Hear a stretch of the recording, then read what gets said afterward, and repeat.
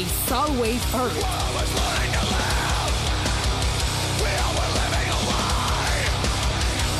Slipknot, We're Not Your Kind, disponible partout.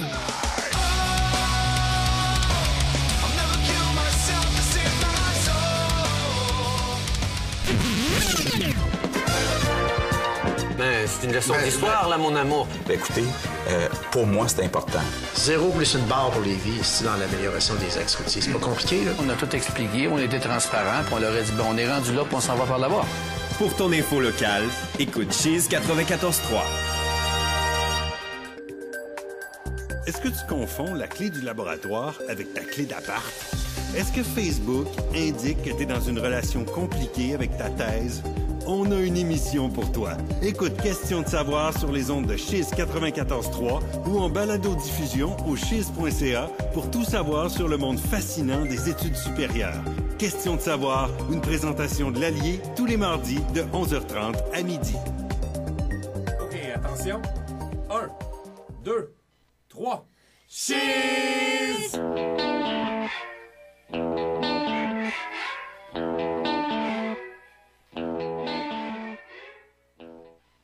Septembre Éditeur est fier de vous présenter l'émission d'aujourd'hui de Bonheur et vice-versa. Septembre Éditeur propose des outils pédagogiques et des ouvrages pratiques en lien avec l'orientation, le choix de carrière et le monde du travail. Septembre Éditeur, la ressource de choix. On vous invite à prendre une pause sympathique avec notre équipe dynamique et nos collaborateurs passionnés. Voici Bonheur et vice-versa, fiers partenaires de votre bien-être.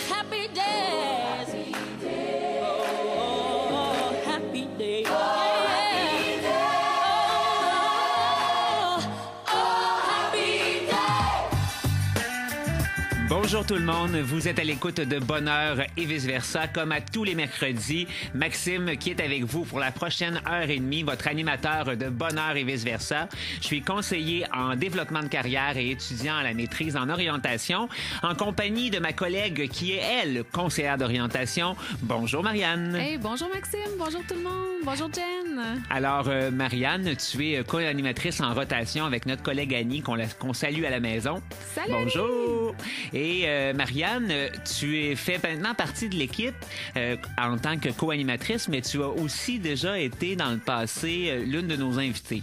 Oui, tout à fait. J'ai été invitée il y a 2 ans, je pense, qui a amené ensuite à inviter Raphaël, mon élève, qui d'ailleurs avec qui je vais dîner demain. Oh, wow! Oui, il est en semaine de relâche à Un l'ATM. beau bonjour. Oui, bonjour Raphaël.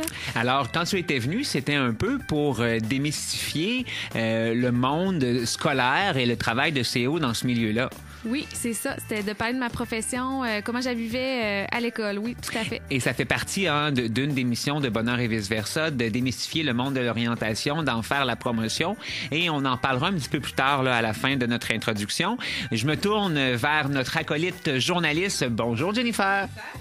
Alors, Jennifer, tu es en fait étudiante à la maîtrise en orientation. Oui, en première année. Je viens de commencer. En première année, félicitations. Oui, merci.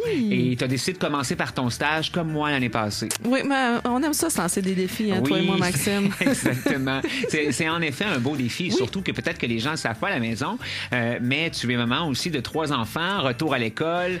Oui, ça fait beaucoup de sphères à jongler. Mais ça se fait très bien, puis j'adore mon stage. Je suis vraiment contente d'avoir commencé par ça. On est bien content que tu sois dans l'équipe également. Et ce qui est plaisant avec justement ce concept-là, c'est que vous avez au micro une panoplie de professionnels du monde de l'orientation. Fait que je pense qu'on est quand même bien placé pour en parler. Et si vous voulez interagir aussi avec nous, hein, vous pouvez le faire par les médias sociaux. Je n'ai pas de venir nous poser des questions. Si pendant le show, des fois, nous, on parle de la profession, du monde de l'orientation, puis on le connaît tellement qu'on peut peut-être oublier parfois qu'à la maison, c'est pas toujours clair pour vous. Ben, n'hésitez pas à venir nous voir. Ça va nous faire plaisir de répondre à vos questions. Oui, tout à fait. Puis si on a dit quelque chose d'erroné aussi, dites-le. Oui. Ben, c'est pour ça qu'on a Marianne avec nous pour l'instant qui nous protège. Oui. Il nous protège avec son titre professionnel.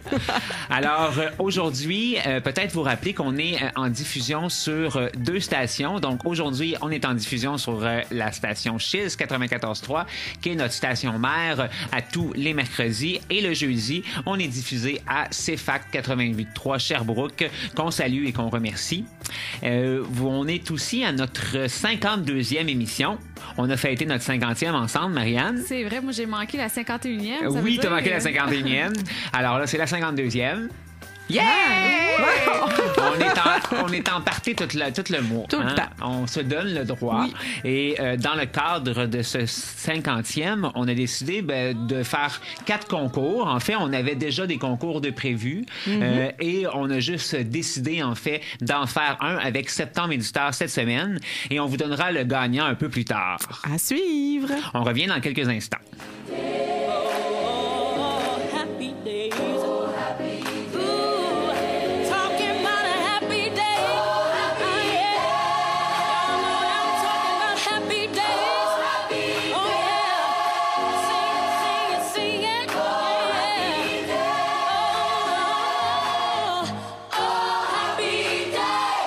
Alors, Marianne me demandait hors d'onde, c'est quoi déjà le dernier concours?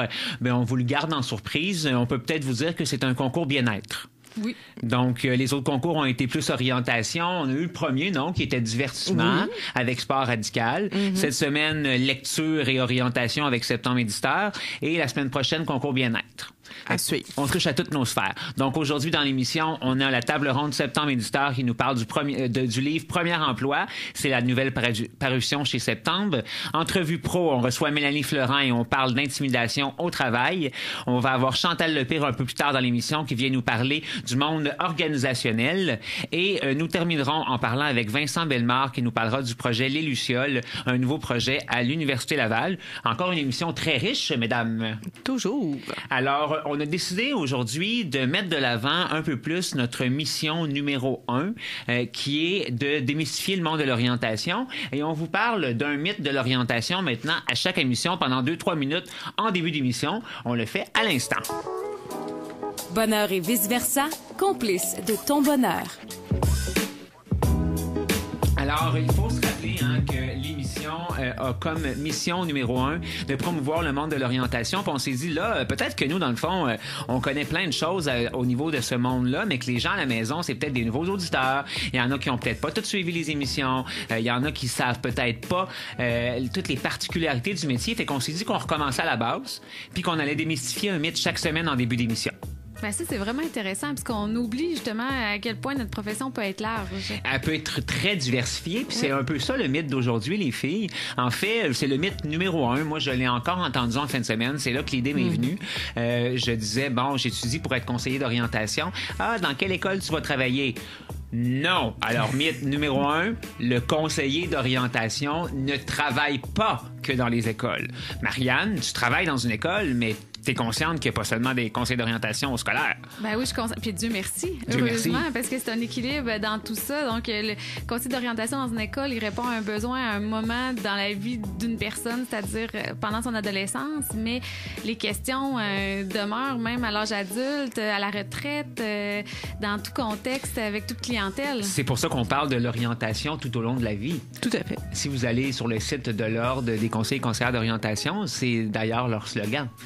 Donc, les conseillers d'orientation sont là non seulement tout au long de votre vie, en réorientation de carrière, en bilan de compétences, à la retraite, mais sont aussi là au secondaire. Oui, il y en a quand même. Au début de l'histoire de Bonheur et vice-versa, on faisait attention, on se disait, ben là, il y en a quand même dans le milieu scolaire, on est au courant, mais il n'y en a pas juste là.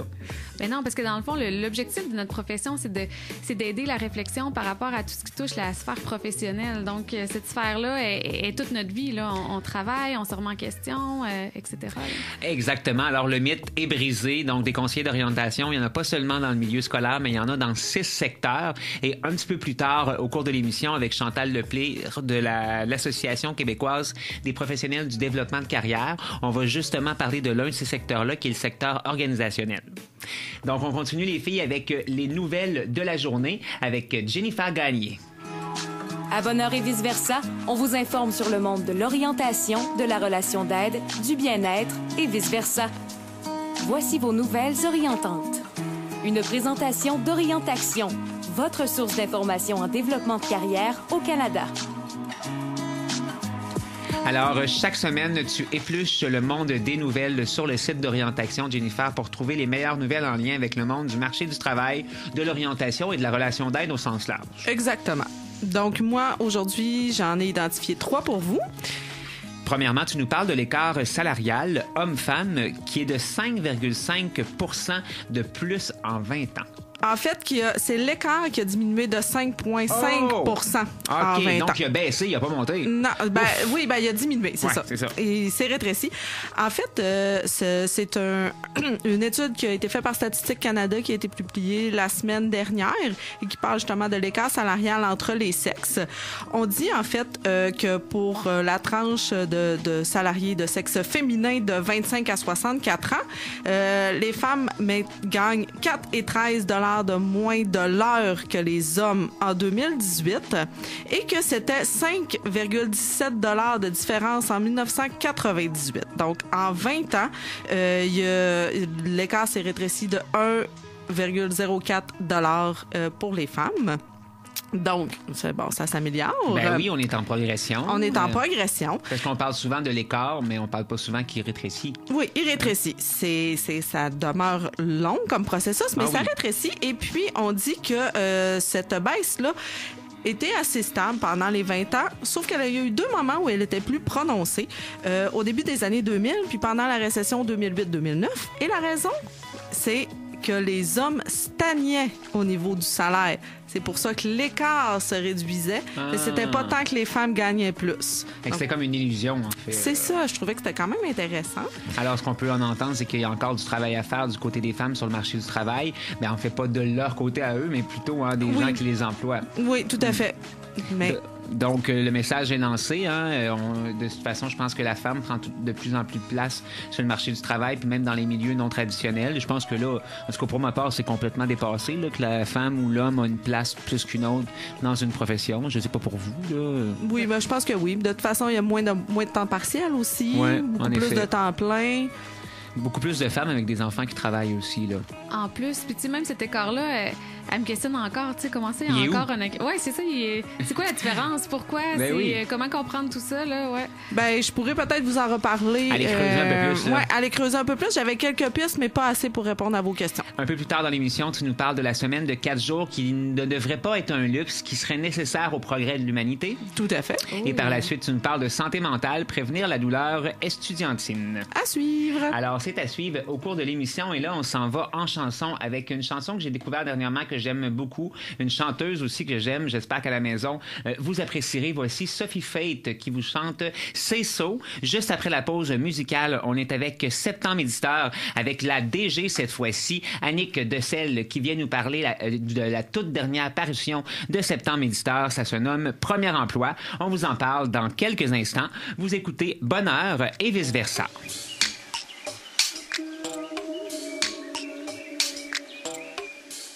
I'm making you bet, but I'm rolling my own. I could be out, but away by the phone. I'm cooking your favor, but it's getting cold. I lay it out on the table, so if you say so. So if you say so. So if you say so. So if you say so.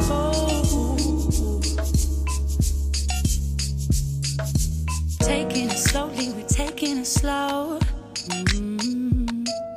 You're taking the reins, or you're taking control. You're making me nervous, you're taking me there. Ooh, I can play with you, you don't play fair. I should have told you. I should have said, yeah. I should have told you that I really care. I'm asking you to wait for my soul to return. Remembering these lessons that I I should have learned. I should have told you. Ooh, I should have said. I should have told you that I really care.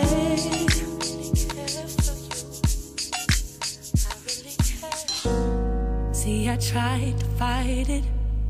I tried so hard, but every day you just get stronger. I tried to fight it so long.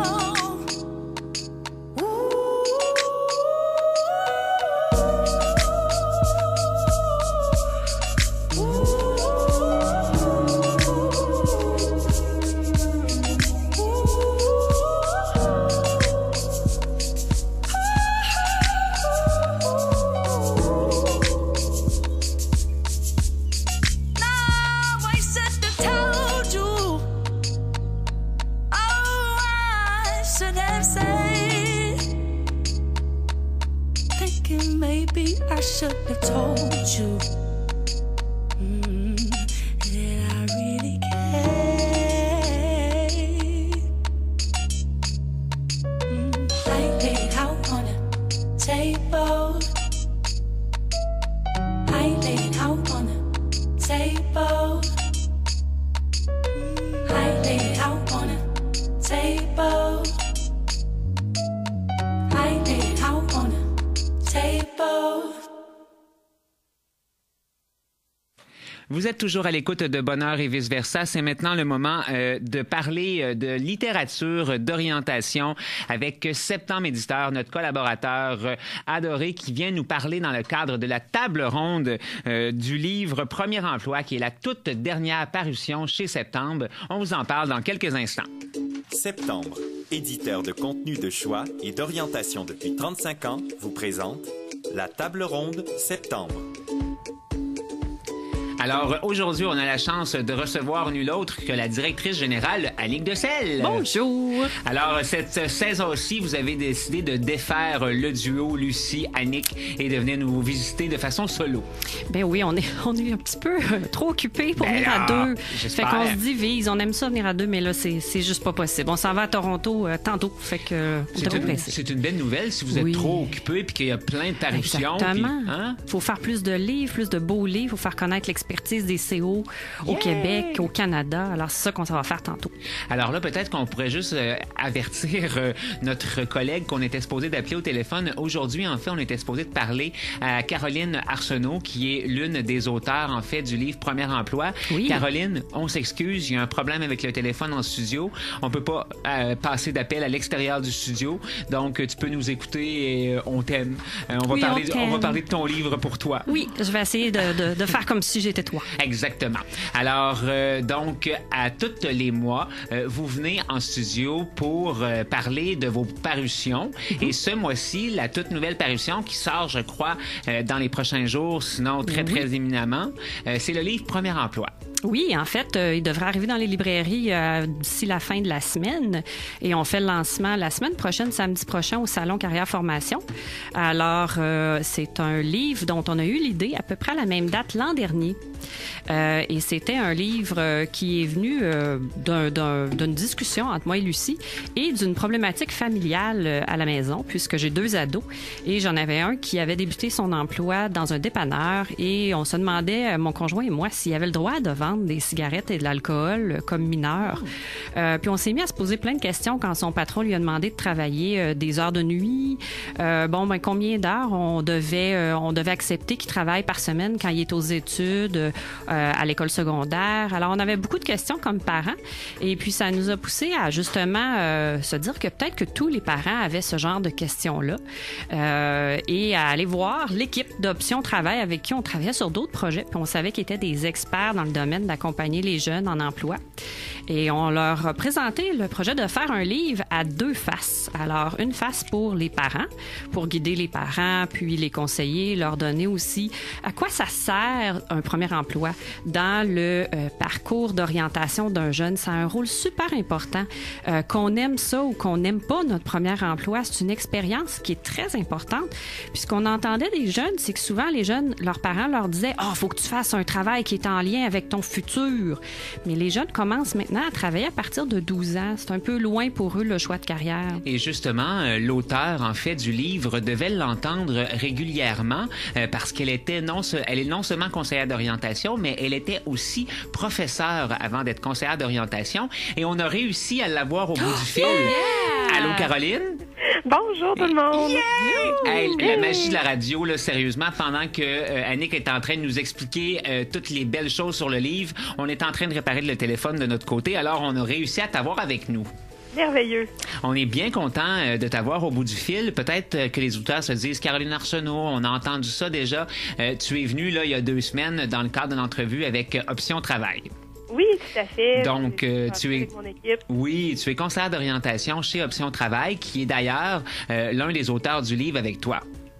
Oui, c'est ça. En fait, on a fait ça en collaboration là, en équipe. Je suis la rédactrice principale. J'ai pris tous les cerveaux d'Option Travail et je les ai mis dans ce livre-là.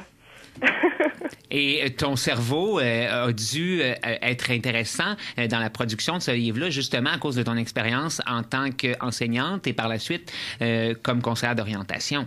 Oui, tout à fait. Je trouve que, en fait, mon bagage, justement, me permettait de voir plusieurs côtés à la médaille. Mon intérêt aussi pour communiquer l'information de façon pédagogique autant pour les jeunes que pour les adultes faisait que j'ai eu du plaisir à rédiger ce livre-là. Donc là, c'est la toute première fois que tu rédigeais un livre? Oui. Comment ça s'est passé, le processus créatif? Parce que c'est sûr que là, on t'a l'air d'une fille versatile, de professeur à conseillère d'orientation, mais là, auteur, c'est différent. Ben tout à fait. C'est sûr qu'on est parfois habitué à faire des travaux de session, des dissertations quand on fait des travaux, des études postsecondaires. Mais je dois dire que j'ai vraiment été très bien accompagnée par la directrice éditoriale puis la directrice Annick. Lucie et Annick, ils m'ont vraiment bien expliqué comment ça marche écrire un livre, c'est quoi la marche à suivre, puis comment on procède, puis ça m'a vraiment donné un bon cadre là, pour réaliser ça. D'y aller par étapes, de trouver vraiment quels sont les sujets que je veux aborder, de se faire un plan de travail, puis après ça... se lancer en respectant notre plan. J'en parlais avec ma co-animatrice, Caroline, là, avec ma co-animatrice Marianne avant l'émission du livre, puis elle est conseillère d'orientation dans le milieu scolaire, secondaire, puis elle disait justement que, tu disais, Marianne, que les conseils étaient quand même très bien adaptés pour les parents, justement. Oui, les conseils. En fait, toute l'information est là, que ça passe par pourquoi trouver un emploi, le côté, le budget, quel type d'ado j'ai à la maison, pour donner des bons conseils, tout ce qui est la santé, sécurité au travail, tout ça. Donc, tous les thèmes pour un parent, là, c'est rassurant là, d'avoir un livre de référence auquel s'adresser, là, vraiment. Puis pour les adolescents aussi, il est très intéressant. Il y a beaucoup d'informations.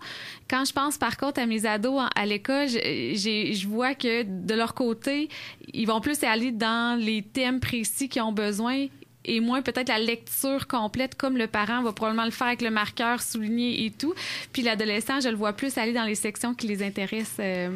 Oui, puis c'est exactement comme ça qu'on avait pensé au livre. On se disait que, c'était le parent qui avait besoin d'informations, mais en même temps, le parent allait vouloir en donner un petit peu aux ados.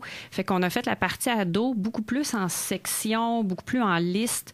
On voulait des textes moins longs, mais en même temps, on voulait des contenus qui soient porteurs pour tous les types d'élèves. Fait que oui, un élève du secondaire, un ado, va juste aller chercher ce qu'il a besoin. Mais il va avoir tout ce qu'il a besoin, mais il peut aller le chercher à graines, comme on dit. Puis entre les deux, deux. Il y a un petit secret entre les deux parties. Oh. On avait comme des petites pages en trop. Ça arrive des fois dans un livre. Puis on a mis une petite section où les ados puis les parents ils peuvent se laisser des messages. C'est très mignon, chemin. Ouais. Ça, je trouvais cute. Ouais, il y a toujours un côté pratique, de toute façon, dans les livres de Septembre éditeur, puis on le retrouve dans ces petits exercices-là aussi. Oui, on veut que ça soit pratique, on veut que ça soit utile. D'ailleurs, ce livre-là, la partie ado, on est allé la tester avec Caroline, avec un groupe d'étudiants de secondaire 2, pour voir si le ton était juste, pour entendre aussi leur avis par rapport au premier emploi. Qu'est-ce que leurs parents leur disaient là-dessus? Comment ça s'est passé, ce test-là, Caroline? Ça a été très positif. On a eu des super beaux commentaires là, des élèves qui étaient très intéressés par ce qu'ils apprenaient. Puis, dans le groupe qu'on a visité, il y avait certains qui avaient déjà commencé à travailler. Donc, ils voyaient à quel point c'était pertinent là, de nommer ces thèmes-là. Puis, même eux qui travaillaient déjà là, leur premier emploi, ben ils apprenaient quand même certaines choses là, dans ce qu'on leur a partagé. Donc, c'est très positif. Oui, puis d'ailleurs, Caroline, on se rappelle qu'il y en a même qui disaient « Ah, j'ai hâte que mes parents le lisent » parce qu'ils disaient que leurs parents ne savaient pas comment leur en parler ou leur donnaient des mauvais conseils ou les poussaient dans des emplois qu'ils ne voulaient pas vraiment faire ou avaient toutes sortes de craintes par rapport à tout ça. Fait que les jeunes voyaient beaucoup « Ah, yes, il va y avoir un livre pour mes parents. » Ils étaient bien contents de ça. C'est vrai, hein? On s'adresse directement à eux en plus. Oui. Ce qui concerne la recherche d'emploi, moi, je me rends compte que c'est très complexe pour les jeunes parce que autant il y en a pour qui ça va être bien dans leur vie de travailler, autant pour d'autres, je le vois là, que c'est au contraire, c'est pas bon pour eux parce que la gestion de toutes les sphères de vie est complexe. Ça se rajoute à le sentiment d'anxiété de performance qu'ils ont déjà. Donc, c'est un sujet que, pour un parent, j'imagine très délicat parce qu'il n'y a pas de recette magique ou de formule gagnante. Il faut vraiment s'adapter à son jeune puis être à l'écoute. Là. Mais ce qui est le fun, c'est que dans le livre, justement, en début de livre, on a des petits profils. Fait qu'on peut être en mesure de peut-être aller identifier le profil de son ado, puis après ça, de peut-être pouvoir mieux diriger nos conseils, notre écoute, notre accompagnement au quotidien. Donc, ces profils-là peuvent aider les parents. J'imagine que c'est dans ce sens-là que vous l'avez fait pour aider à la discussion. Oui, c'était l'idée de Caroline d'avoir des profils. On a beaucoup, beaucoup aimé cette partie-là. Puis le jeune aussi, il y a un petit questionnaire pour lui. Fait que c'est très dynamisant pour le parent de voir justement que c'est pas tous les jeunes qui sont pareils. Il faut pas justement généraliser. Puis que chaque jeune va avoir des apprentissages au travers de tout ça. Puis chaque parent va réagir différemment. D'ailleurs, quand on a commencé le projet, on a fait une soirée 5 à 7 avec des parents chez Option Travail pour leur poser des questions. Caroline avait mené le tout de main de maître. Et puis c'est ça qu'on voyait. Il y avait beaucoup d'anxiété aussi de la part de parents qui ont peur des fois que leurs jeunes décrochent s'ils aiment trop travailler, puis qui décrochent du milieu scolaire. Des parents aussi qui veulent gérer les débats avec le patron, peut-être, pour un ado plus jeune, là, 12 ans, que ça va pas bien avec son patron. Le parent a l'impression qu'il faut qu'il intervienne. Toutes sortes de situations où le jeune qui choisit un emploi qui est bien trop loin de la maison, puis là, c'est le parent qui se met à tout gérer. Ben oui. Il y avait beaucoup de questions là-dessus. Est-ce que, dans le fond, vous, en tant que conseillère d'orientation dans votre bureau, vous avez déjà à gérer à cet âge-là, justement, les problèmes au travail? Là, t'en parles, là, mais est-ce que c'est quelque chose qui est récurrent, Caro, Marianne? Bien, moi, pour ma part, oui. Ça peut arriver que je fasse des interventions à ce sujet-là quand je vois que c'est une source de stress ou difficulté à gérer toutes les sphères de vie, une pression de « il faut que je travaille », puis là, c'est de recadrer ça. Pourquoi il faut que tu travailles? Est-ce que tu dois être logé nourri chez toi, hein? Puis là, la réponse, ils partent à rire, ils disent oui, on est logé nourri. Bon, ben après ça, c'est OK, on priorise les priorités par rapport à ils ont beaucoup de choses à gérer. Fait que oui, ça fait partie des discussions que j'ai avec eux, là. Puis je fais juste rajouter que depuis que j'ai commencé à travailler, avant, j'allais en secondaire 3 faire des CV, puis déjà, c'est rendu trop tard aller en secondaire 3 faire des CV. C'est rendu en secondaire 2. Fait que je trouvais ça intéressant, Caroline, que justement, tu sois dans une classe de secondaire 2, là, faire ton enquête terrain. Oui. Puis j'ajouterais aussi à ce que tu dis sur notre travail, on a aussi à discuter avec l'ado de qu'est-ce qui est vraiment important pour lui, puis ça lui permet de étoffer son argumentaire auprès de ses parents aussi, là. En effet. Ouais. On te remercie beaucoup, Caroline, d'avoir intervenu et nous avoir présenté un peu plus ton volume. Le lancement se fait bientôt, j'imagine? Oui, lancer au Salon Carrière Formation là, dans 2 semaines. Oui, ça va être un événement très spécial là, pour le lancement du livre. Ça correspond vraiment avec le thème du salon aussi. C'est dès 11h. On va lancer là, la conférence en lien avec ça. Je vais être avec un autre de mes coéquipiers d'Option Travail pour faire une petite présentation dynamique. Puis, super. Bon, ben merci beaucoup, Caroline. On te souhaite une belle fin de journée, puis on te souhaite bonne chance dans cette belle aventure d'auteur qui commence pour toi. Merci beaucoup, Bravo, Maxime. Caroline. Merci, bye-bye. Au revoir. Alors, Caroline nous parlait, dans le fond, du lancement du livre, Annick, qui est dans 2 semaines. Elle a parlé de 11h, mais quelle journée? Est-ce qu'on se souvient à quel moment? Samedi le 25. Samedi le 25 à 11h, c'est le lancement de Premier Emploi au Salon Formation Carrière. Carrière Formation. Dans le fond, c'est un événement qu'on a mis le samedi, puisqu'il y a beaucoup de parents avec leurs ados qui viennent visiter le salon cette journée-là. Et puis, c'est vraiment un thème de la journée qui est le premier emploi chez l'ado. Donc, on va être sur place, bien entendu. Tout le Salon Carrière Formation, l'équipe de septembre, on va être sur place. Et puis, on va célébrer avec Option Travail en donnant cette conférence, lancement-là. Il va y avoir des trucs, il va y avoir une animation. Là. Ça ne sera pas un simple lancement. Il va y avoir d'informations aussi pour les parents présents et les ados. Oui, parce que si on se rappelle bien, peut-être que les gens ne connaissent pas Septembre éditeur.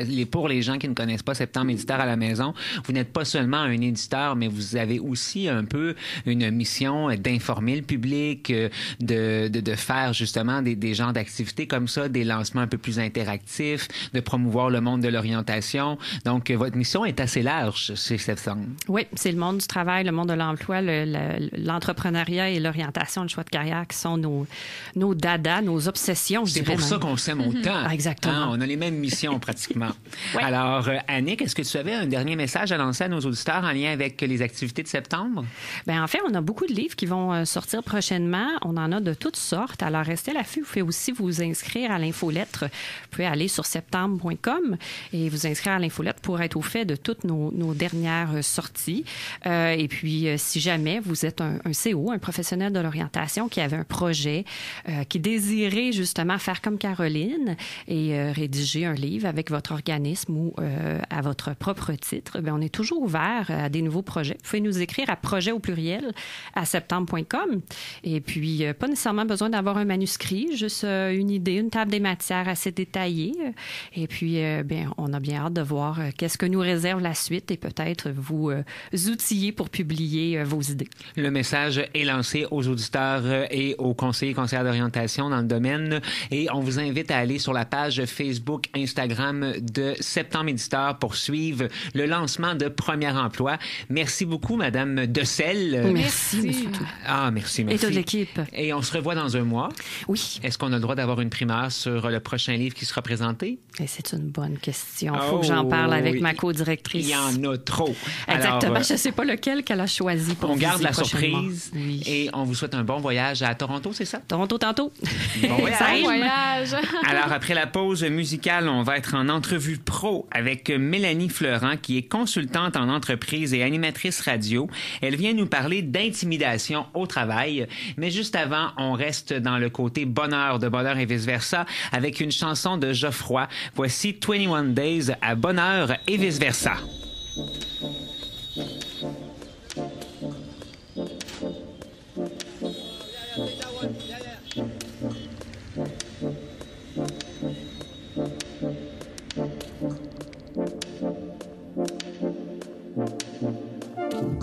Home in 21 days, road all over the place.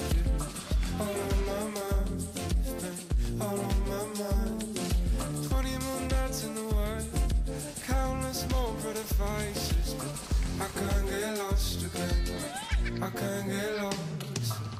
Days gone wasted, I wanted all the action. Times have changed, I'm also from your fiction. Days gone wasted, I wanted all the action. Times have changed, I'm also now pulled myself out of my head. to keep you in focus, to finally notice all your signs. I kept feeding temptation, still needed attention from every girl in town. But I wanna live easy, and I want it with you.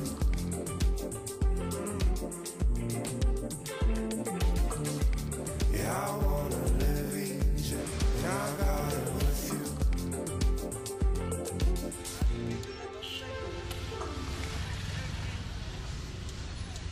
Are you making a documentary? Home in 21 days, road all over the place, all on my mind, all on my mind.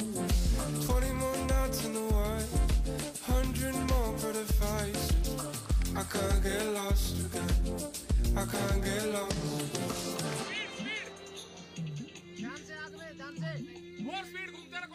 We stumbled upon a crew at the hotel we're staying. They invited us, and now we're here.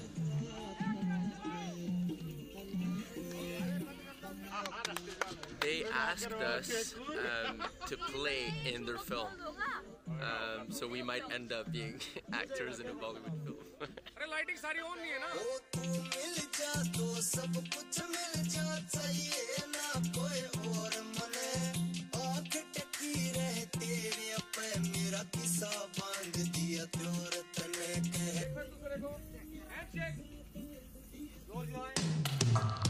Days gone wasted, I wanted all the action. Times have changed, I'm also from your fiction. Days gone wasted, I wanted all the action. Times have changed, I'm also now.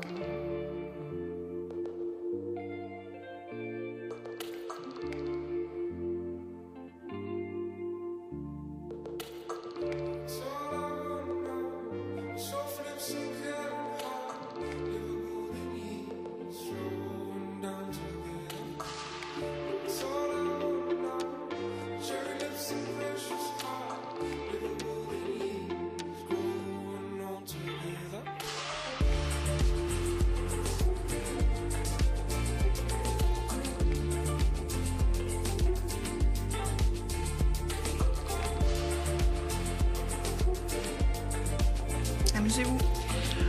Vous êtes toujours à l'écoute de Bonheur et vice-versa. On est dans notre deuxième demi-heure et on était avec Geoffroy dans cette pause musicale. Et pendant la pause musicale, trop d'enthousiasme avec Annick Dessel, je me suis rendu compte qu'on avait oublié d'annoncer le concours Septembre Éditeur, les filles. Oh, roulement de tambour! Roulement de tambour! Alors, le grand ou la grande gagnante de premier emploi est Manon Lepage. Félicitations, Bravo, Manon! Alors, on remercie très fort Septembre Éditeur qui nous offre à chaque table ronde un livre à faire tirer à nos auditeurs. Et cette fois-ci, ça a été bien populaire. Je sais pas si tu as remarqué, mais il y a full de monde qui ont participé, genre 34 partages et tout ça. On est content, ça veut dire que ça vous plaît? Ben oui, on est super contents. Je sais pas pour toi, Maxime, mais moi, on dirait que j'ai toujours espoir que ce soit quelqu'un de mon réseau que je fasse wouhou! Mais fait que je suis aussi excitée que les auditeurs d'entendre le nom du gagnant. Oui, puis c'est la magie, en fait, d'une application Facebook qu'on fait tirer tout ça. Alors, on espère qu'à la maison, ça vous fait plaisir. Et il reste un concours pour notre 50e qui est la semaine prochaine. C'est un concours bien-être. Alors, on vous invite à nous suivre sur notre page Facebook pour avoir toutes les informations. Et maintenant, c'est le moment des nouvelles de Jennifer Gagné. À Bonheur et vice-versa, on vous informe sur le monde de l'orientation, de la relation d'aide, du bien-être et vice-versa. Voici vos nouvelles orientantes. Une présentation d'Orientation, votre source d'information en développement de carrière au Canada. Alors, on continue aujourd'hui avec deux nouvelles qu'on avait présentées en début d'émission, mais dont nous n'avons pas encore parlé. Oh. Donc, premièrement, on aborde la semaine de 4 jours qui serait pas un luxe selon cette nouvelle. Oui, tout à fait. Écoutez, savez-vous qu'un certain monsieur, économiste John Maynard Keynes, désolé si je massacre son nom, en 1930 prévoyait une semaine de travail de 15 heures en 2030. Donc lui, en 1930, il pensait qu'en 2030, on travaillerait que 15 heures par semaine. Ouh. On est loin de ça. On est très loin de ça. Ça ressemble au film, là, quand ils pensent qu'en 2020, les autos vont voler. Là. Moi, je vois ça dans la même catégorie.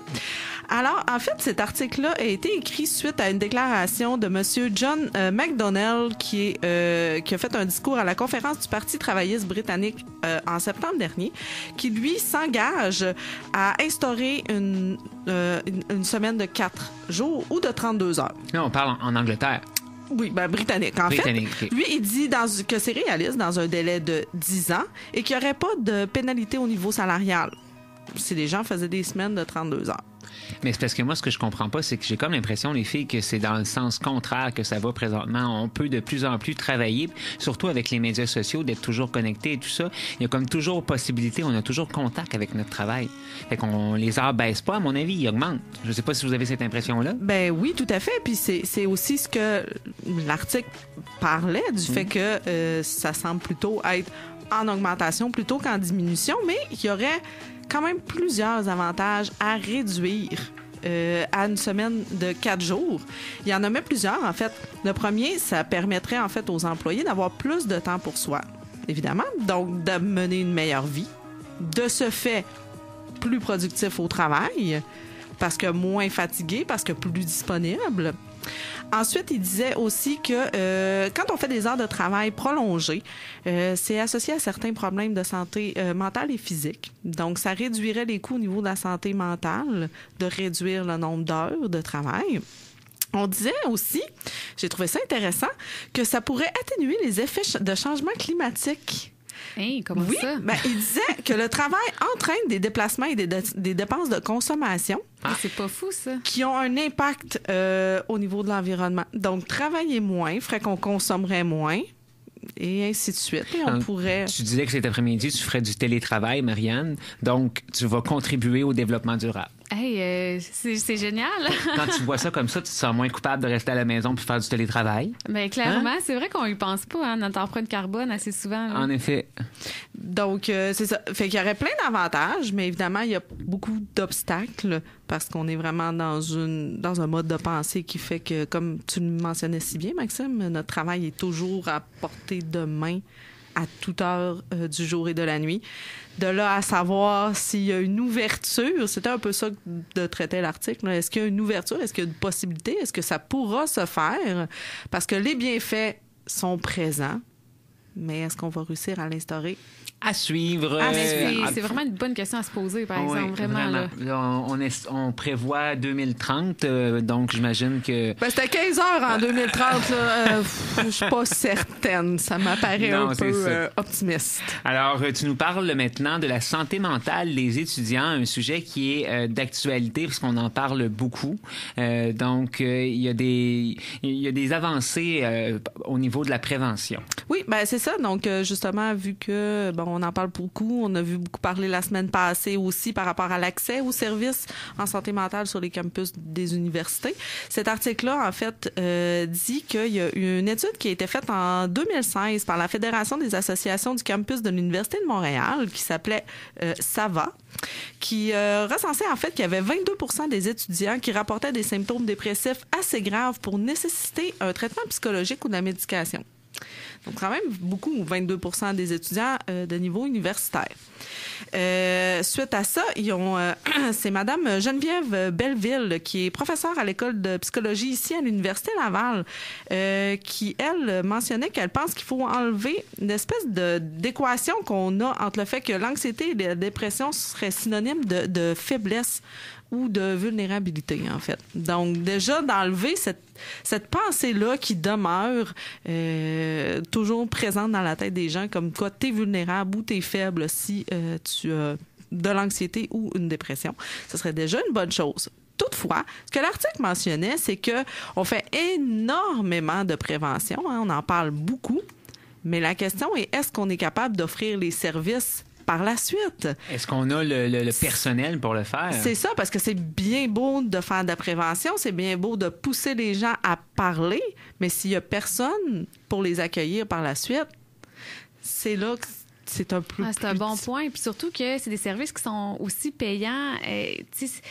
Moi, je lance la question, les services de psychologie, tout ça, ça devrait éventuellement faire partie de l'assurance maladie, puis que tout le monde qui en a besoin peut y aller aussi, là, parce qu'il y en a beaucoup qui sont en détresse qui ne peuvent pas se permettre financièrement d'aller consulter. Je pense que c'est un des prochains grands débats, en fait, ça. Là. On sent que ça s'en vient sur la sellette, là, même que ça l'est déjà. Oui. Hein? On a vu déjà passer quelque chose. Là. Oui. Il y avait eu quelque chose qui avait passé par rapport à ça, par rapport à la gratuité pour certains... Et en lien avec cette nouvelle-là, Jennifer, tu as eu l'idée d'inviter quelqu'un en fin d'émission pour venir nous parler d'une nouvelle initiative à l'Université Laval qui a fait suite à la nouvelle de la semaine dernière sur les problèmes au niveau de l'accompagnement psychologique dans les universités. Ben c'est ça. En fait, moi, je l'ai vu passer il y a quelques semaines déjà parce que s'il y a des étudiants à la maîtrise en orientation qui font partie du projet avec les internes en psychologie, si je me trompe pas, qui s'appelle les Lucioles, en fait, qui est qui est de l'entraide par les pairs. Donc, pour justement pallier au manque de services, disons, professionnels. On en parle un peu plus tard avec Vincent Bellemare, oui. Qui sera avec nous en dernière partie d'émission. Oui. Alors, je te remercie, Jennifer, pour ce bloc de nouvelles. Les nouvelles sont une présentation d'Orientation. Oui, tout à fait. Donc, Orientation qui est une merveilleuse plateforme pour aller chercher toutes vos nouvelles du monde du travail, du bien-être. Il y a des études aussi, des résultats d'études. Donc, si vous vous posez des questions sur le marché du travail, c'est l'endroit où aller. C'est orientation.ceric.ca. Et à toutes les semaines, on vous invite d'aller sur le site Internet, mais vous pouvez aussi aller les aimer sur Facebook ou sur Instagram ou LinkedIn. Donc, voilà, plein de moyens d'aller suivre Orientation. Alors, je te remercie, Jennifer, et on se rejoint en fin d'émission. À tout à l'heure. C'est le temps de nos entrevues professionnelles. À chaque 2 semaines, on invite un professionnel du milieu qui vient nous parler de sa spécialité. Et cette semaine, on parle peut-être d'un côté plus vice-versa du bonheur, l'intimidation au travail. On parle avec Mélanie Fleurant dans quelques instants. Un brin de jazzette, des découvertes et vice-versa. Voici notre invité bonheur de la semaine. Alors, on accueille au micro de notre émission Mélanie Fleurant. Bonjour, Mélanie. Bonjour.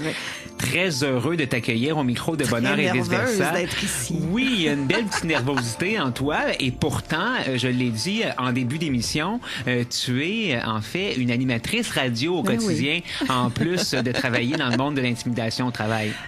Oui, ben en fait, c'est ça. Je suis animatrice sur le tard, si on veut. Puis c'est vraiment arrivé comme ça. Par hasard, on m'a offert une émission de transférer en fait un blog qui parle des différences humaines, différences sociales. Mais là, vraiment d'être invité, c'est pas pareil. C'est pas la même chose. C'est pas le hein? même chapeau. Je comprends mes invités maintenant. Bienvenue en tout cas à Bonheur et vice-versa. Merci. Donc, comme tu disais, tu es animatrice de l'émission Les Différents, qui est diffusée à CKRL. C'est quoi déjà le poste CKRL? Le 89.1. Le 89.1, qui était peut-être un petit peu nos compétiteurs ici à Chiz, mais amicalement. Hein? Mais aussi, il faut pas oublier que CKRL a commencé ici. C'est vrai. Aha! Fait que c'est plus une station sœur. Exactement. Bon. Alors, on peut t'écouter à chaque semaine. Je crois que c'est le vendredi matin. Les vendredis 9h. Oui. Et en fait, peut-être pour faire une petite histoire à nos auditeurs, l'année passée, tu cherchais des invités pour parler de quoi déjà? Mon Dieu, je suis pas correct, hein? Ben, c'était la différence en milieu de travail. Exactement. C'était aussi simple que ça. différent dans le milieu de travail. Et puis... J'ai répondu. Ben oui, il y a eu toi qui a répondu, entre autres. Et vraiment, là, ça a été une très belle entrevue. En effet. Puis j'ai dit, ben, je vais te rendre l'appareil, puis tu vas venir parler de ta spécialité cette fois-ci à mon émission. Mais ma spécialité, ça me fait toujours rire parce que, oui, on peut dire une spécialité, mais moi, c'est vraiment la spécialité, c'est l'humain. C'est vraiment toujours l'humain que je vais mettre au centre de tout, que ce soit avec les différents, que ce soit avec intimidation au travail. Je vais toujours axer sur, justement, l'humain. Donc, c'est... Alors, merci. Donc, l'humain est au cœur de ta pratique en tant que consultante parce que, comme je disais, tu es consultante au quotidien. Là aussi, ça a été sur le tard. Là aussi, ça a été un accident, un peu comme avec la radio. Ce qui arrive, c'est que j'ai lancé une page Facebook tout bonnement, intimidation au travail, je cherchais comment l'appeler, puis j'avais envie de parler de ce sujet-là et de plus en plus, les gens m'écrivaient en privé, me racontaient leurs histoires et puis là, tranquillement, pas vite, là, j'ai fait, mais qu'est-ce qui se passe avec tout ça? Les gens se confient à moi sans que je l'ai demandé nécessairement et puis là, c'est là que j'ai réfléchi, j'ai dit peut-être une conférence, peut-être de la consultation, mais là encore avec le syndrome d'imposteur, ça, c'est un autre sujet, mais le fait que je suis pas conseillère en orientation, je suis pas psychologue, avocate en droit du travail, mais là, tout le monde me demandait des questions, quoi faire, tout ça, et j'ai commencé à référer tranquillement vers les bonnes ressources, mais c'est difficile aussi pour les gens de dénoncer, d'en parler. C'est pas difficile d'en parler en dehors de leur milieu de travail, mais à l'intérieur, ils se sentent un petit peu mal pris. Donc, je suis devenue consultante, si on veut. Par intérêt, finalement. Par intérêt, bien encore là, c'est l'humain. J'étais pas capable de pas les aider. C'est vraiment là où est-ce que j'ai vraiment j'ai poussé là-dedans, c'est en parlant avec mon conjoint, avec des gens autour de moi, puis on fait, mais Mélanie, tout le monde se confie à toi. Il y a quelque chose à faire. Tu as développé cette expertise-là, entre guillemets, par la bande, finalement, par le fait que tu partageais quelque chose qui t'intéressait, c'est-à-dire, c'est ça, l'humain. Puis ta formation est dans quel domaine, Mélanie? Je suis tellement pas là-dedans. J'ai un DEP en dessin de bâtiment.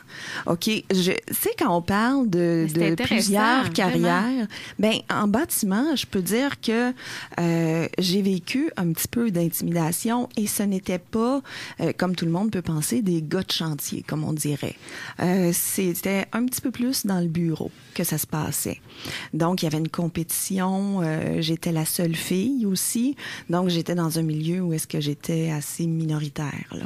Et là, tu sais, pour t'épauler là-dedans, dans cette entrevue-là, étant donné que je savais que peut-être que le syndrome de l'imposteur se placerait parce que tu es entouré de conseillers d'orientation et tout ça, j'ai décidé d'inviter aussi à l'émission quelqu'un qui va venir participer à la discussion et amener peut-être le point de vue un peu plus professionnel, clinique, au niveau du sujet de l'harcèlement au travail et de l'intimidation. Alors, on a avec nous une invitée qui est rentrée comme ça en studio. Bonjour.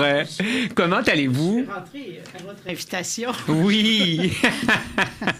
En fait, c'est peut-être qu'on avait eu une petite erreur de communication, mais je ne sais pas ce que vous allez vous présenter. Madame Chambert, donc Chamberlain, vous êtes directrice du CPIMH. Le CPIMH, c'est quoi? C'est le Centre de prévention et d'intervention en matière de harcèlement à l'université. Mais je suis aussi responsable du CIPVAC, le Centre d'intervention et de prévention en matière de violence à caractère sexuel. Donc, je trouvais vraiment intéressant d'inviter Madame la directrice à venir parler avec nous d'intimidation au travail. Est-ce que ça résonne en vous un peu les expériences que nous faisait part Mélanie? Oui, mais en fait, globalement, là, on a parlé peu d'intimidation au travail, par plus de harcèlement au travail. C'est le harcèlement psychologique. Le terme généralement harcèlement psychologique. Et oui, j'écoutais ce que vous disiez. Je ne sais pas exactement où vous exercez votre fonction là, de consultante. Peut-être que tu peux en parler. Oui, en fait, suite à toutes les demandes que les gens m'envoyaient, et là, j'ai commencé à ajouter un numéro de téléphone. Là, les gens m'appelaient et je fais ça vraiment de manière entrepreneuriale. Donc, je suis en entreprise, je travaille par moi-même et je réfère les gens vers... Oui. Je donnerai pas de conseils légaux. Je donnerai pas non plus de séances de psychothérapie. Non, pas du tout. Pas du tout. Je vais les écouter, ça, c'est clair. Ouais. Ça, je peux pas ne pas les écouter parce que ensuite, j'ai à les référer, ces gens-là. Je vais les accompagner quand ils ont une plainte à faire au niveau des normes du travail. S'ils ont à aller, justement, à la CNESST en médiation, je vais les accompagner. Je vais donc, être c'est un peu un soutien. Rôle pivot. Exactement. Puis je suis en première ligne, si on veut, parce que les gens savent que je suis pas je suis pas une OSBL. Je vais pas être avec les gouvernements nécessairement. Les gens ont peur de ça. Les gens ont peur que je sois affiliée avec leur entreprise. Donc moi, en étant individuel, vraiment à ce niveau-là, ça met une certaine confiance. Mais quand je dis que les gens, aussitôt que j'ai mis un numéro de téléphone, il y a des gens qui m'ont appelé, il y en avait qui étaient en pleurs, où est-ce qu'ils savaient pas quoi faire. Ils arrivaient, ils voulaient même pas en parler à leur employeur. Je leur expliquais que c'était une bonne idée, tout ça. Là, oui, mais est-ce que tu veux m'accompagner pour parler avec mon employeur? Est-ce qu'ils ont vraiment besoin? Ils savent pas, les gens, où se tourner. Puis je leur disais, allez à la CNESST, allez aux normes du travail, portez plainte ou au moins renseignez-vous. Mais ils font Et pas, non, c'est parce ça. qu'ils ont peur.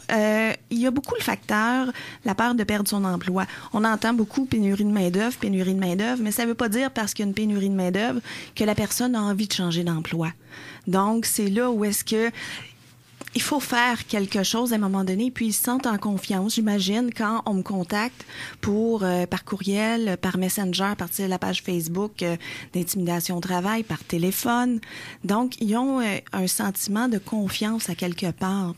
Les étudiants de l'Université de Laval, Mme Chamberlain, peuvent un peu avoir le même service s'ils vivent des difficultés au niveau de l'harcèlement psychologique avec le CPIMH. L'ensemble de la communauté de l'Université Laval peut avoir le même service. Donc, les employés aussi. Les employés aussi. En fait, par contre, on n'est pas un vice-rectorat aux ressources humaines parallèle. On travaille de concert, mais l'approche du centre et le mandat du centre est beaucoup de recevoir les gens, de les conseiller, de faire une analyse de la situation, de les orienter, le cas échéant. Mm-hmm. Et on travaille beaucoup les modes alternatifs de résolution des différends.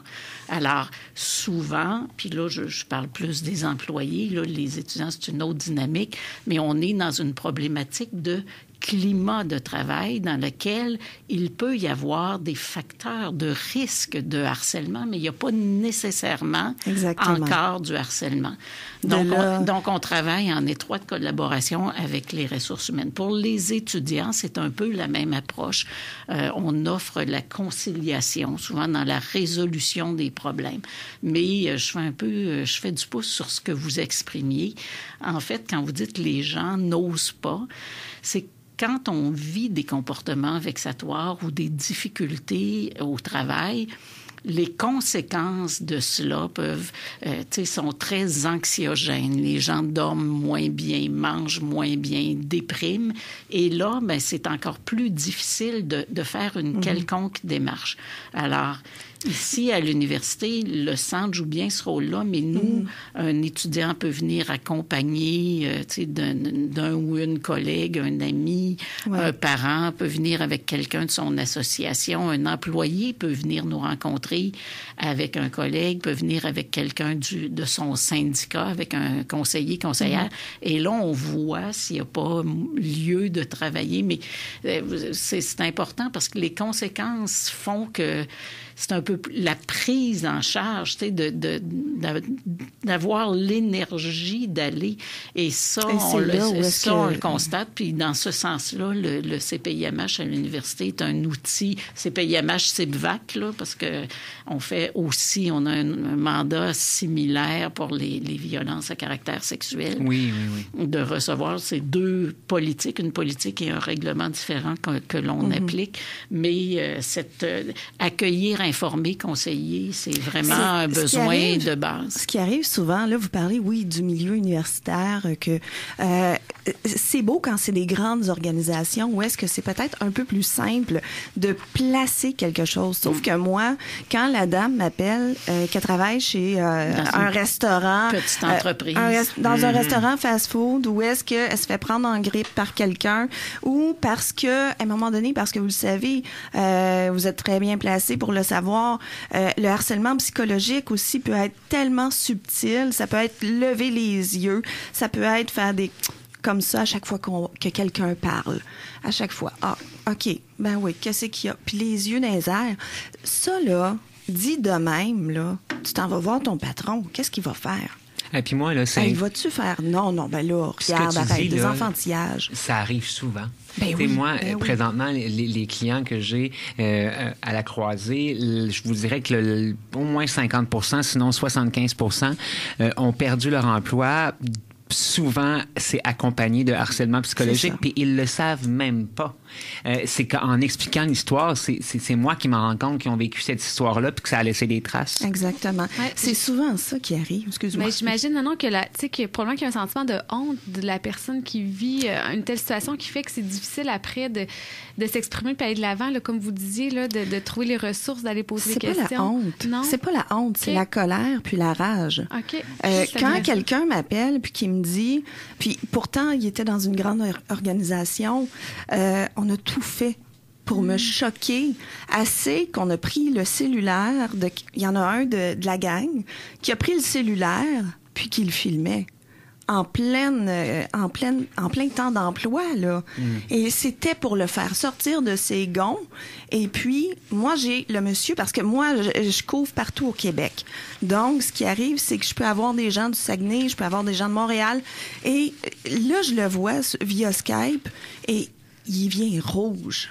Tellement, sa femme, en plus, elle est malade. Tout ça, c'est des choses qui arrivent que, là, quand le contexte personnel prend aussi, parce que ça a des répercussions au niveau personnel, pas au niveau de la santé de sa femme nécessairement, mais ça peut arriver mais aussi. Même la santé psychologique parce de sa que la femme. santé psychologique, il y a des répercussions, il y a des conséquences, et quand il y a du harcèlement psychologique qui soit plus apparent que d'autres ou plus subtil ou c'est caché. Ça a des répercussions directes. Et quand je vois des gens qui m'appellent, qui me disent je suis en train d'écrire une lettre à ma fille parce que c'est la dernière lettre que je vais y écrire, il y a urgence d'agir. Oui, en effet. Et là, faut que ça grouille, faut que j'appelle, faut que je parle à la personne d'urgence. Alors, les gens qui nous écoutent à la maison, comme vous voyez, il y a quand même, si vous vivez des situations de harcèlement au travail, d'intimidation, vous avez des ressources pour vous aider. Vous avez des gens qui sont consultants, comme Mélanie, qui peuvent vous aider sur vos lieux de travail. Vous avez peut-être des conseillers d'orientation, des psychologues, des collègues. Des sentinelles. Des sentinelles. Pourquoi et pas? À l'Université Laval, on a le CPIMH qui a aussi un service de sentinelle, Madame Chamberlain. Oui, tout à fait. Et en fait, aussi, il y a toujours une triade quand il y a du harcèlement. Il y a la personne victime ou harcelée, il y a le harceleur, mais il y a aussi les témoins. Et à l'Université Laval, en matière de prévention, on travaille beaucoup dans nos campagnes avec les témoins, puisque les plus importants. Les personnes voient, mais souvent, elles n'osent pas agir parce qu'elles ne sont pas certaines de ce qu'elles voient. Elles n'osent pas empirer un climat délétère. Elles ont peur des répercussions. Elles ont crainte de se tromper. Alors, nous, à l'Université Laval, tant avec le vice-rectorat aux ressources humaines dans nos campagnes Respect rien de moins pour les employés ainsi que les étudiants, on travaille beaucoup sur cette triade-là et que les témoins ne restent pas muets. Parce que dans les dossiers qui se rendent jusqu'à la plainte, quand il y a des allégations qui sont retenues, souvent on se rend compte que les témoins savaient, mais les gens n'ont pas osé parler. Alors, il faut aider les gens à s'exprimer, à nous aider à bien respecter la responsabilité qui vient de la loi sur les normes du travail. Dans vos petites entreprises, il n'en demeure pas moins que les directeurs généraux, la responsabilité de créer un climat sain, exempt de harcèlement, elle incombe à l'employeur. Madame Chamberlain, je vais être obligée de vous arrêter ici. Ça va tellement vite, toujours à bonheur et vice-versa. Je voulais avoir une conversation autour de l'intimidation au travail. Si on veut avoir des informations sur le CPIMH, parce que ça a été assez rapide, on peut aller sur le site de l'Université Laval, cliquer CPIMH et vous aurez toutes les informations. Puis on va aussi prendre le temps, ce vendredi, dans notre publication, merci, de donner le site Internet pour que les gens puissent s'y rendre. Parfait. Ça vous va? Merci beaucoup de votre visite. Merci de l'invitation. Merci beaucoup, Mélanie Florent. Ça a été très rapide. Si on veut en savoir plus, intimidationtravail.com. Exactement. Et on peut écouter dans l'émission Les Différents à tous les vendredis au CKRL. Ben oui. Et puis cette semaine, on parle d'hypersensibilité. On reste dans le thème. Ah, wow. Donc, c'est un rendez-vous. Alors, je te remercie. Passe une belle fin de journée. On revient tout de suite après la pause publicitaire.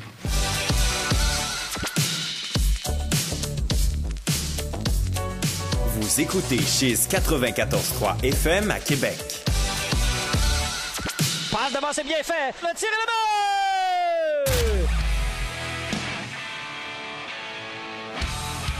Ce vendredi 19h, Beau Rempart affronte l'Océanique de Rimouski en direct du centre Vidéotron. Ne manquez pas l'avant-match avec Rick Lucier dès 18h30. Rempart contre Océanique ce vendredi 19h seulement sur les ondes de Chiz 94.3. Sur une distance de 20 verres, la coupe Vanier au bout du pied.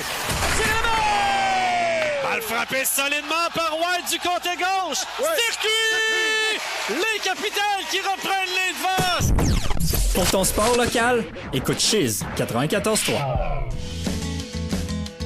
Émile Bilodeau est de retour avec un nouvel album intitulé Grandeur mature, incluant les extraits Candy et Robin des Bois. C'est archi tough être un archer-poche. C'est assez rough, mais trop haut souvent. J'ai pas L'album est offert dès maintenant en magasin et en ligne.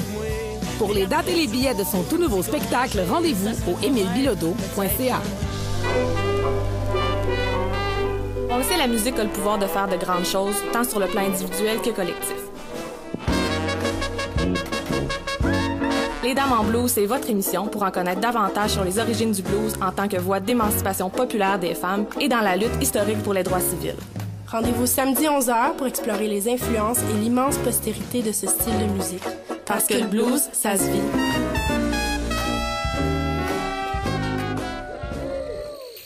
Ici Marie-Joseph Corriveau.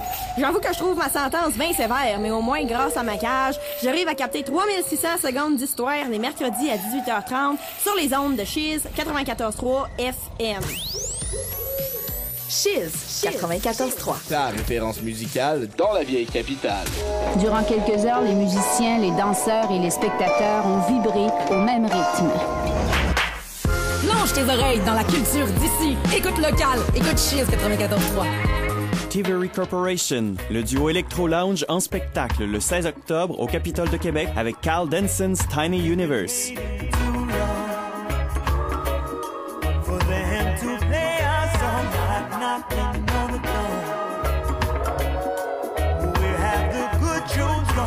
Billets en vente sur gestev.com ou lecapitole.com.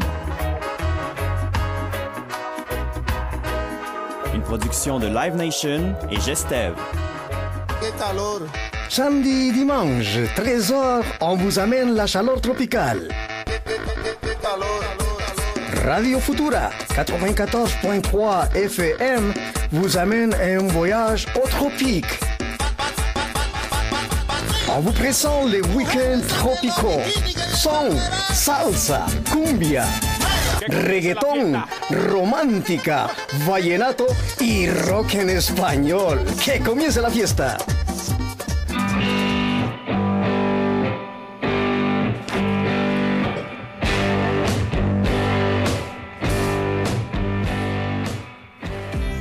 Le mercredi, à Chiz 94.3, le bien-être et son versant sont en vedette. Vous écoutez Bonheur et vice-versa. En tout cas, c'est tout un défi à toutes les semaines qu'on se donne, Marianne, de faire de la radio en direct. Ah oui, vraiment. Moi, Je sais pas ce que t'en penses, là, mais... oui, c'est un monde à apprendre. Hein? Oui. Un monde rempli d'imprévus. Ah oui, il faut savoir surfer sur la vague.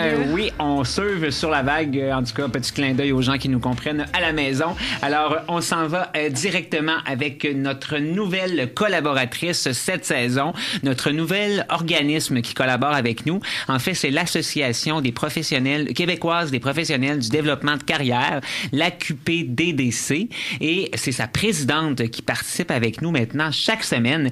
Elle se nomme Chantal et elle vient nous parler aujourd'hui du monde organisationnel. Ça va être intéressant parce qu'on va découvrir un nouveau secteur du monde de l'orientation. Que je connais peu, moi. En collaboration avec l'Association québécoise des professionnels du développement de carrière, voici votre chronique découverte orientante. Alors, bonjour Chantal. Bonjour Maxime. Bonjour, comment Chantal. Vas-tu? Moi, ça va super bien. Et vous? Ça va très bien. Alors Chantal, tu es conseillère d'orientation, tu es chargée de cours et tu es doctorante. Ça fait du stock, ça, dans un horaire. Ah, beaucoup. Mais je suis sûre que vous me comprenez. C'est vrai que les conseillers d'orientation, c'est des gens habituellement qui aiment la diversité, hein? Oui. Et ça, on va voir ça dans la chronique aujourd'hui. Ah oui, parce que à toutes les semaines, avec les chroniques de l'AQPDDC, ce qu'on veut, c'est faire découvrir le monde de l'orientation, le monde du travail, dans des aspects un peu plus atypiques. Oui, tout à fait. Atypique pour certains, moins connu pour d'autres. En fait, des fois, c'est plus connu à l'interne, mais les gens à l'externe, le grand public, n'ont aucune idée de ce que peuvent faire nos professionnels. Oui, et quand tu nous as communiqué pour dire « Hey, moi, j'aurais le goût de participer à Bonheur et vice-versa », puis ce que j'ai le goût de faire, c'est faire découvrir les métiers atypiques qu'on essaie justement de mettre en lumière avec mon association. Oui, effectivement. Autant les professionnels là, qui sont issus de formations premier cycle, qui sont souvent des conseillers en emploi, des conseillers en ISEP, il y a plein d'appellations, mais aussi les conseillers d'orientation qui, eux, détiennent une maîtrise. Exactement, parce qu'on parle souvent des conseillers d'orientation à Bonheur et vice-versa, mais il ne faut pas oublier tout ce monde diversifié de l'orientation. On en a un exemple avec Guillaume Lamontagne, conseiller en emploi qui a fait le bac en orientation. On en a plein dans notre équipe. Donc, c'est mission un peu, et aujourd'hui, tu nous parles du monde organisationnel. Ouais. Le monde organisationnel, on le connaît un peu, le monde organisationnel, parce que nous sommes tous des travailleurs, à quelque part. Mm-hmm. Donc, on va rentrer un petit peu plus dans la perspective des grandes organisations. Puis, le monde organisationnel, il est moins connu, mais il est accessible pour nos personnes qui sont diplômées de premier cycle et de deuxième cycle en orientation et en développement de carrière. Et en fait, il est accessible, mais à quoi ressemble-t-il ce monde organisationnel? Bon, le monde organisationnel, là, on parle des entreprises. On travaille souvent à l'interne dans le monde organisationnel. On se greffe au développement du personnel. On se greffe aux grandes institutions qui s'occupent des ressources humaines en général. Mais avec ça, il y a plein de petits départements dans lesquels peuvent œuvrer nos professionnels. Et là, ce qu'on va voir aujourd'hui, c'est qu'on va rencontrer Renaud Damour, qui travaille chez Descaries. Ils sont spécialisés en recherche de cadres supérieurs, intermédiaires et administrateurs de sociétés. Donc ça, c'est un exemple de firme externe, mais qui s'occupe du développement des organisations. Et là, Renaud Damour, lui, c'est un chasseur de tête. Donc, ça, souvent, en tout cas, moi, là, quand j'entends chasseur de tête, on dirait que ça me fait un peu peur. Je sais pas pourquoi, pour toi, Marianne, là, mais j'ai peur qu'on vienne me chercher et que je sois pas d'accord. Là. Ah ouais, moi, je trouve ça, au contraire, c'est comme, j'ai été choisi par un chasseur de tête. Ah, tu vois, ça nous donne deux impressions différentes. Mm-hmm. Oui, effectivement, ça peut être spécial quand on se fait chasser la tête, si vous me passez l'expression. Mais en même temps, Marianne, ce qu'elle communiquait aussi, c'est qu'il y a quelque chose de flatteur, d'une reconnaissance de ton potentiel là-dedans. Oui, en effet. Puis un chasseur de tête au quotidien, ça fait quoi? Parce que là, moi, si j'en ai peur, rassure-moi. On va essayer de te rassurer, là, Maxime, au mieux. Mais Renaud, premièrement, son titre, c'est pas chasseur de tête, c'est conseiller, chez Descaries. Donc, qu'est-ce qu'il fait, dans le fond? C'est que souvent, c'est une commande externe d'organisations qui veulent pourvoir un poste, dans ce cas de cadre. Donc, là, il va faire une première recherche pour combler des postes. Il va regarder sur LinkedIn des bases de données. Ils ont aussi leur propre base de données. Ils vont faire des appels. Ils vont faire des recherches sur Internet pour trouver des profils. Des profils recherchés. Puis qu'est-ce qu'on veut rechercher aussi, c'est pas juste le fit parfait, mais c'est aussi des gens qui veulent se développer. On recherche des potentiels. Donc, ce qui est intéressant dans la chasse de tête, ce que Renaud me disait, c'était que il dit, je m'intéresse au développement de carrière de l'individu, de son potentiel, puis aussi son défi professionnel. Il cherche à reconnaître quel est le défi professionnel du candidat et en quoi est-ce que ce défi professionnel et son potentiel pourraient être combinés à une organisation dans laquelle pourrait le faire grandir, mais aussi que ce candidat pourrait répondre à leurs besoins. Ça, c'est le genre de métier qu'un conseiller d'orientation pourrait faire, mais aussi, il y a d'autres formations qui peuvent mener jusqu'à ce genre de métier-là. Exemple, Renaud, lui, il a fait une maîtrise en gestion du changement. Effectivement. Et parce que lui, il s'intéressait déjà dans son bac, parce qu'il a fait son bac en développement de carrière à l'UQAM, il était déjà orienté entreprise. Il le savait déjà, mais il ne savait pas de quelle manière. Donc, il a fait des tests, il s'est dit, tiens, gestion du changement, ça m'intéresse. Il est allé faire sa maîtrise et il a fait un stage de 6 mois en France dans le e-learning. Et c'est là qu'il s'est rendu compte que le e-learning, pour lui, c'était pas sa tasse de thé, c'est qu'il était moins dans l'apprentissage, le développement des compétences, qui est différent des personnes que j'ai rencontrées, dont je vais vous parler dans pas très longtemps. Et là, oui, excuse-moi, Chantal. C'est moi qui t'excuse, oui. Je saute peut-être du coq à l'âne, mais là, on a d'un côté un chasseur de tête et de l'autre côté, tu t'as interviewé d'autres personnes pour aller faire un petit tour d'horizon ailleurs aussi. Ah, mais oui, certainement. Parce que le monde organisationnel, c'est grand. Ah, c'est très grand, puis même, je ne prétends pas à l'exhaustivité avec vous aujourd'hui. Là. Non. C'est vraiment une petite incursion, bien sûr. Ben oui, la différence, en fait, une précision pour Renaud, c'est que Renaud disait, une personne qui a un bac en orientation, développement de carrière, pourrait accéder au type d'emploi qu'il a. Mais évidemment, il a une plus-value, avec sa maîtrise en gestion de changement de l'Université de Sherbrooke. Là, je passe aux 3 autres personnes, ça vous va? Oui, exactement. Oui? OK. Donc, pour les 3 personnes, j'ai rencontré Marie Cardinal-Picard, qui est PhD. Elle a son doctorat de l'Université de Sherbrooke, a fait ses études à l'Université Laval en orientation, qui elle est conseillère principale, solutions et expériences d'apprentissage à la Ville de Montréal. On a Cathy Lavoie, plus junior, qui est diplômée depuis 2 ans à l'Université du Québec à Montréal. Comme CO, elle est conseillère en développement organisationnel et formation à l'Université de Montréal. Donc, ces 2 profils s'occupent du développement des compétences. Et finalement, Julie Gailly, qui elle aussi est diplômée de l'UQAM, CO, elle est conseillère aux organisations en évaluation de potentiel, ce qui est un peu différent quand même des 2 de Cathy Lavoie et de Marie Cardinal. Donc, elle est placée à l'externe de l'organisation. Donc, comme Renaud. Des conseillères d'orientation qui œuvrent avec le titre, mais qui ont des fonctions différentes de ce qu'on peut connaître du conseil d'orientation qui accompagne tout au long de la vie. Là, on se spécialise vraiment dans un accompagnement de carrière. Ah, effectivement. Un accompagnement de carrière dans l'organisation, c'est à retenir des 3, de Julie, de Cathy, de Marie. C'est une double relation qui existe entre l'individu et l'organisation. Il y a interinfluence. Et c'est justement cette interinfluence entre l'organisation et l'individu qui intéresse particulièrement ces 3 femmes. Est-ce que c'est quelque chose que tu connais, toi, au quotidien, ou c'est vraiment une spécialité que tu vois, Marianne, dans cette description-là? Bien, moi, je vois ça comme une spécialité, oui. Puis la question qui me venait, je fais du pouce là-dessus, c'est, Chantal, un conseiller d'orientation étudiant, là, comment il fait pour voir que c'est justement l'organisationnel qui l'intéresse plus qu'une autre branche? Qu'est-ce qu'il faut que ça l'allume chez le conseiller d'orientation pour aller dans cette branche-là? Alors, c'est une excellente question. Je vais essayer de répondre à cette question à partir des éléments là que mes 3 femmes là m'ont communiqué. Je leur demandais mais d'où ça vient un peu cette idée, pourquoi le CO organisationnel? Il y a un élément qui revient là chez les 3, c'est maximiser les impacts, voir le résultat de mes actions, de mes décisions.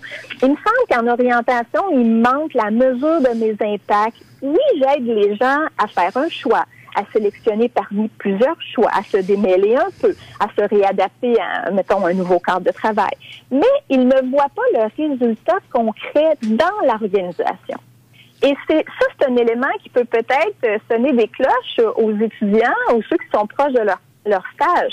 Vous êtes capable de mesurer les impacts de vos interventions quand vous travaillez au développement des compétences de personnes, d'individus ou d'une section d'une entreprise. Vous évaluez des besoins, vous mettez en place des stratégies pour le développement et vous mesurez à moyen, court et plus long terme le développement de ces individus, le développement de carrière où ça les amène, mais aussi les impacts dans l'organisation. Comment ces organisations deviennent plus performantes, là, pour employer un langage plus organisationnel.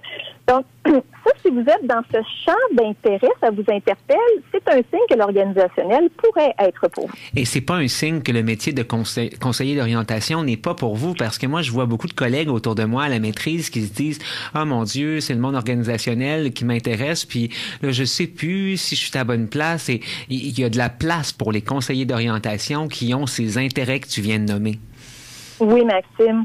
Et c'est très important ce que tu nommes, parce que il faudrait pas communiquer à nos CO et même aux employeurs, là, je pense à tout le monde quand je dis ça, c'est que on rentre pas dans le monde organisationnel, puis ça, je tiens ça de Julie Gailly qui me parlait, malgré que vous êtes ou nous sommes CO. On rentre dans le monde organisationnel parce que nous sommes CO et que nous avons une plus-value, et il y a des liens très certains entre, mettons, le cadre d'orientation qu'on apprend à l'école, à l'université, et les interventions en rôle conseil. Il faut se rappeler que le rôle conseil est une compétence importante du profil de compétence du conseiller d'orientation. Et je pense que c'est là qu'il se dévoile encore plus. Et ça, c'est le défi qui nous est communiqué par les trois femmes à qui j'ai parlé, de traduire nos compétences CO, hein, tu sais qu'on a plus l'habitude de traduire en intervention individuelle dans un langage plus organisationnel. Et ce défi-là, en conclusion, les étudiants en DDC qui décident d'aller à la maîtrise, est-ce qu'on a un conseil de la part des trois personnes qu'on a interviewées, un conseil final? Oui, il y a plusieurs conseils. En fait, si on pourrait, je vous en dis quelques-uns, là. Vous apprenez à analyser des besoins, vous apprenez à traduire ces besoins-là en des termes clairs, vous êtes capable d'entrer en relation avec des gens, vous êtes capable d'établir des plans d'action avec les personnes, vous travaillez le développement des individus. Tout ça, ce que vous apprenez à faire, se transpose. Vous avez le travail à le traduire, par exemple, à le mâcher, pour reprendre une expression de Cathy Lavoie, à le mâcher pour que les recruteurs vous comprennent. Alors, un grand conseil, c'est de lire, aussi de s'informer sur les entreprises, mais aussi de rencontrer des CO organisationnels qui ont été capables de rentrer dans ce monde pour évidemment vous outiller puis voir que c'est possible. En conclusion, qu'est-ce que tu aurais à dire en conclusion de cette chronique? Ben, en conclusion, là, les thèmes importants, là, si vous êtes intéressé à l'organisationnel, c'est sûr que vous allez vous intéresser à comment faire ma place. C'est important. Puis aussi, si vous êtes habilité en mode projet, vous aimez les projets, pourquoi pas? Puis aussi, votre côté humain, ne l'oubliez pas parce que c'est une marque distinctive. C'est là-dessus que c'est votre carte de visite, en fait, dans les organisations. En effet. Et si on veut avoir plus d'informations sur le CO dans le monde organisationnel, comment on fait, Chantal? Ben, une des premières pistes, ça serait de visiter le site Internet virageorganisationnel.co. Qui a été mis sur place là, en collaboration avec le comité des CO organisationnels et le COC, l'Ordre des conseillers et conseillères d'orientation du Québec. Je pense que autant pour les étudiants que pour les gens qui veulent faire ce virage, les professionnels, que les employeurs qui veulent en connaître davantage, pourquoi pas. Et allez visiter la boîte à outils. Et pour les gens à la maison qui, comme moi, trouvent Chantal si sympathique en ondes, vous pouvez aller suivre Chantal Lepire sur la page de l'AQP DDC. C'est l'Association québécoise des professionnels en développement de carrière. C'est une page très active dans le monde de l'orientation. On vous invite à aller les aimer sur Facebook. Ah, ça c'est gentil. Et on se retrouve dans un mois. Chantal, de quoi tu nous parles dans un mois? Est-ce qu'on peut avoir une petite primeur? Ben oui, je vais vous le dire. On va rentrer dans le monde peut-être encore moins connu, c'est-à-dire des services sociaux, santé mentale et réadaptation. Super, ça devrait être super intéressant. Alors, on se retrouve dans un mois. Je te souhaite une belle semaine, Chantal, et merci pour ton implication dans Bonheur et vice-versa. Merci, Chantal. Merci, Maxime et Marianne. Bye bye. À bientôt. Bye. On s'en va en pause publicitaire et musicale quelques instants et on revient après la pause rapidement avec Vincent Bellemare qui nous parlera des Lucioles de l'Université Laval. Connecté à l'univers, d'un petit coup de pouce pour garder le fil, pointer du doigt, sans commentaire, poster, liker mon actualité. Poke, sans se mettre à jour. Je te dis. Happy birthday YouTube. En pleine FaceTime. Non sans se parler, usé d'une grande dextérité. Le cœur sa main. Le cœur dans la main. Me, myself. Me, myself. Me, myself and I. Me, myself. Me, myself. Me, myself and I. Me, myself. Me, myself. Me, myself and I. Me, myself. Me, myself. Me, myself and iPhone. Tout un monde à portée de main. Surfer ses cours. Sur Wikiplagia. Bien s'informer. Du monde des tweets des corrupteurs automatiques. T'as combien d'amis? Me reste 5% de batterie. Me, myself. Me, myself. Me, myself and I. Me, myself. Me, myself. Me, myself and I. Me, myself. Me, myself. Me, myself and I. Me, myself. Me, myself. Me, myself and iPhone. Pour les vrais mecs, les Macintosh. Saisir le code, les bons mots-clés. Y a la rencontre du troisième X. iTunes de bord, sa cyberpresse. Vous êtes toujours à l'écoute de Bonheur et vice-versa et on a eu l'idée cette fois-ci, en fait, de parler d'un projet qui se passe à l'Université Laval. C'est toi, Jennifer, qui a été au courant de cette idée-là du projet Les Lucioles. Oui, tout à fait. Je l'ai vu passer en maîtrise en orientation, en fait. Et on a décidé de ne pas en parler nous-mêmes, mais de faire appel à l'une des personnes qui s'impliquent dans ce projet. Au bout du fil, j'ai Vincent Bellemare, qui est interne en psychologie à l'école secondaire Les Seigneuries. Bonjour, Monsieur Bellemare. Bonjour à vous. Alors, on avait envie de vous inviter sur nos ondes pour nous parler du projet Lucioles. C'est un nouveau projet à l'Université Laval afin d'aider les étudiants au niveau de la santé mentale. Oui, ben en fait, comme je vous dis, c'est un projet qui date de déjà 2 ans qu'on travaille là-dessus pour peaufiner le tout. L'idée principale est que éventuellement des étudiants qui travaillent dans des domaines un peu plus de relations d'aide, on pense à psychologie, à orientation, éventuellement à psychoéducation, peut-être service social, on est encore un peu dans le peaufinement de tout ça, mais ces étudiants-là qui ont de l'expérience, que ce soit à travers leurs cours, leurs stages, puissent devenir des animateurs d'ateliers. Cet atelier-là serait un atelier de 2 heures offert gratuitement à la population étudiante et à l'intérieur de cet atelier-là, il y aurait des attitudes de base pour devenir un bon père aidant. Puis c'est sûr que là, je ne veux pas partir trop sur mon projet, à moins que vous ayez des questions plus ciblées, là. En fait, votre projet à vous, de quoi vous voulez parler? Est-ce que dans le fond, vous avez un projet en lien avec ça qui est plus personnel de votre côté? En fait, moi, c'est que il y a 2 ans, je me suis impliqué dans le comité de prévention du suicide à l'Université Laval, avec qui on travaille en collaboration avec le centre d'aide des étudiants. Et l'idée a germé que les étudiants pouvaient se sentir peu outillés juste pour devenir une bonne écoute pour un collègue de travail ou un père, puis pas savoir trop à qui se référer parce que, tu sais, on connaît ça, l'université, on connaît à quel point on a beaucoup d'informations, on a beaucoup de services, mais on sait pas à qui se référer au final.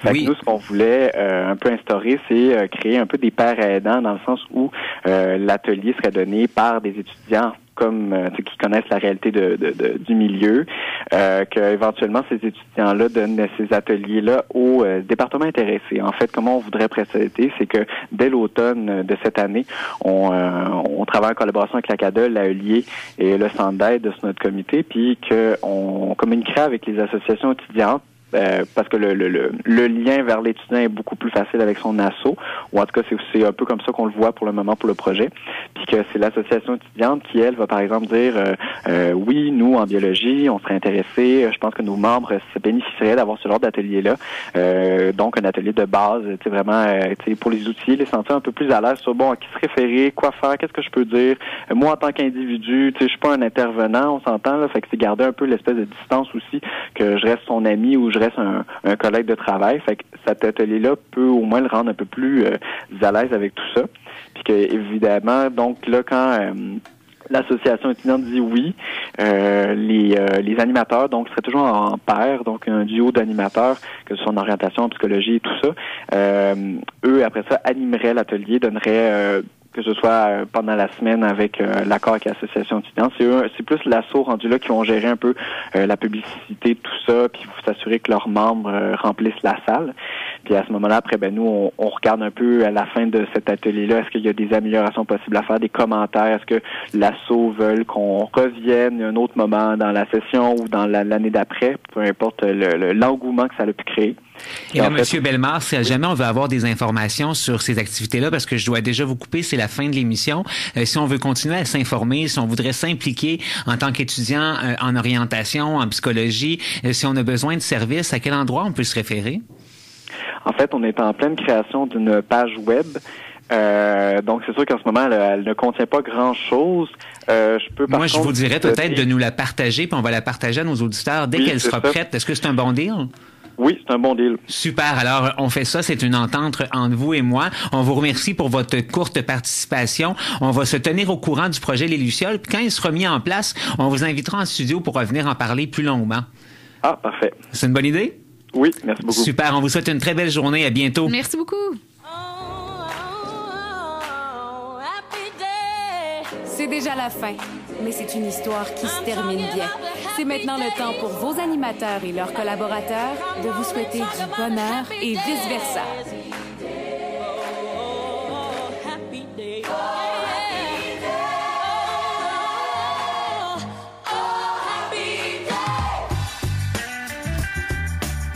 Il y a des émissions qui passent plus vite que d'autres et aujourd'hui, c'était le cas. Ça a été un feu roulant, beaucoup de contenu, beaucoup de péripéties. On espère à la maison qu'on vous a tenu éveillés et qu'on vous a divertis. En tout cas, nous, on l'est. On a tout à fait, oui, nous. En tout cas, je t'ai pas réveillée, là, je le suis. On espère qu'on a aussi cet effet-là à la maison de pouvoir égayer votre journée et vous donner un plein d'énergie pour le reste de la journée. Puis sinon, de la semaine. Ça fait partie d'une émission de Bonheur et vice-versa aussi. Oui, tout à fait. En tout cas, moi, cette émission-là est comblée pour moi. Je suis toujours énergisée quand j'en ressors. On espère que ça vous fait le même effet. Donc, à la maison, notre mission est de vous informer sur le monde de l'orientation, de la relation d'aide, mais aussi de vous divertir. Et aujourd'hui, on avait avec nous une belle brochette d'invités.